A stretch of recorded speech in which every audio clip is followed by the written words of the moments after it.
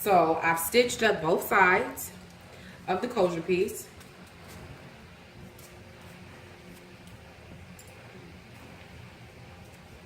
Both sides going up, and so they're both meeting with the last stitch here in the very corner. So like I said before, we want to be able to do each section by itself. That's why we use 2 needles.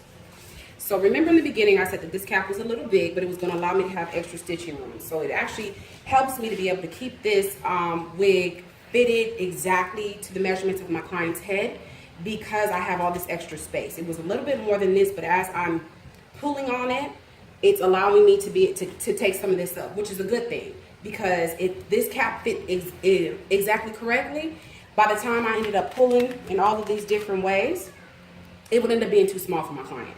Okay, so I'm just using these little anchors just around the side. I just use some carpenter nails, and I hold it down to keep it in place. And in the meantime, it's gapping all of this. So don't worry about that. If you get that, it's trial and error with wigs. Sometimes they fit, sometimes they don't. You have to just keep trying to figure it out. But this will allow my clients to be able to have a standard cap that will continue to fit. So I still have both my needles in place. I'm going to use, I'm going to go up the right side just because it's more comfortable for me. If the left side is easier for you, then go for it. So I have this little lip here. This was the round contour, the back of the closure piece. So I'm just going to go ahead and stitch this part down. So I'm just going to start right next to my last stitch that was locked.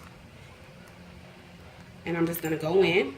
I always lock my first and my last stitch. So because this is the first stitch on this side, I'm going to go ahead and lock it, because I want to make sure that this closure piece never comes up.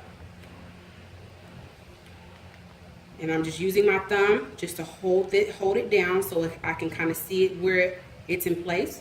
We want to get it as flat as possible. Sometimes it gets a little bunchy, and you have to get a little creative as to how to fold it and get it flat. It's not impossible when it gets bunchy. You can fold and cut, and I've seen people just kind of create something that makes it flat here, and that's fine.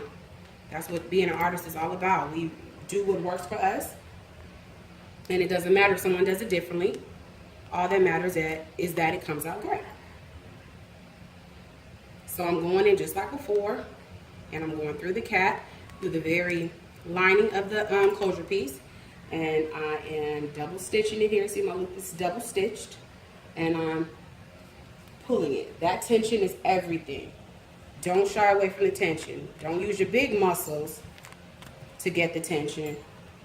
Just use your small muscles, because we just want to pull at it. We want to make sure that it's staying in place, and I'm stitching right on top of the other. Do not make huge stitching. That does not do anybody any favors. It makes for a horrible wig, actually. If your stitching is all over the place, you're not going to have a good wig. So if you cannot stitch well, I would start there. Before I try to begin to make a wig, I would begin to learn how to properly stitch. I don't sew clothes, but a lot of people say it's very similar to that. However, practice your stitching.